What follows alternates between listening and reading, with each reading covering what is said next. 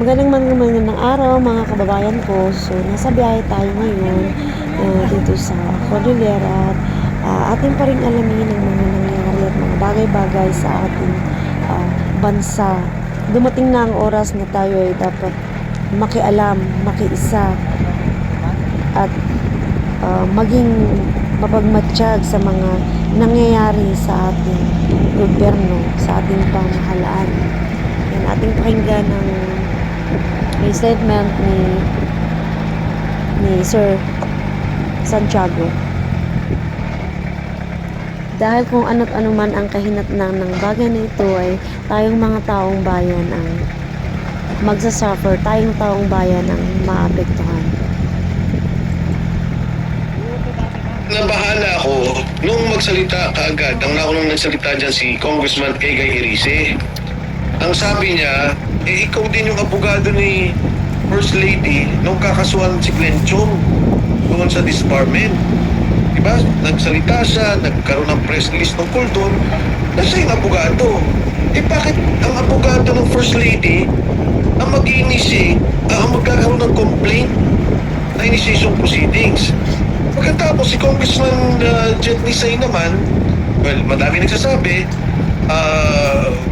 I don't want to cast aspersion, ayaw ko na magsalita tungkol dyan, pero may sinasabi sila na contractor din siya. Pero ang point ko lang dito, doon pa lang sa umpisa, yung kay Kong Attorney Andre De Jesus, yun ang kabaha-bahala. Diba? Kung gagawa lang sana ng script, kung gagawa lang sana ng eksena, kumuha na lang ng ibang abogado. Itong abogado, alaging abogado nila eh. Makikita ba natin ang hustisya ngayon? Sana magabayan ng ating bansa ng Panginoon at talagang magkaroon talaga ng, kasi lumalabas hindi mo mapigil ang paglabas ng mga tao at mga issue. Pero sa huli, kung mapigilan man nila, 2 taon lang lalabas ang kabuuang katotohanan at lahat ng tao dito na may sangkot at may kinalaman, ipalagay ko naman magbabayad sa batas, magbabayad sa hustisya. Pilipinas kong mahal, saan na nga ba tayo patungo sa mga nangyayaring ito sa ating bayang Pilipinas? Ang magagawa natin ay tanging pagdarasal sa Diyos na sana ay igiya tayo sa tamang landasin dito sa ating bayan.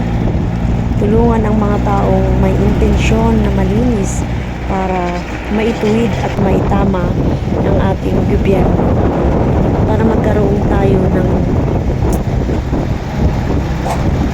masayang wakas na para sa ating mga Pilipino, na sana ay masupil ang mga korupsyon na grabing nangyayari ngayon sa ating gobyerno. Mga talamak na korupsyon, panloloko, paggamit at paglustay ng pera ng taong bayan. Sana ay tulungan ng Panginoon ng ating mga leader na interesado na mag-expose, interesado ng Panginoon para mapabuti ang ating pamayanan.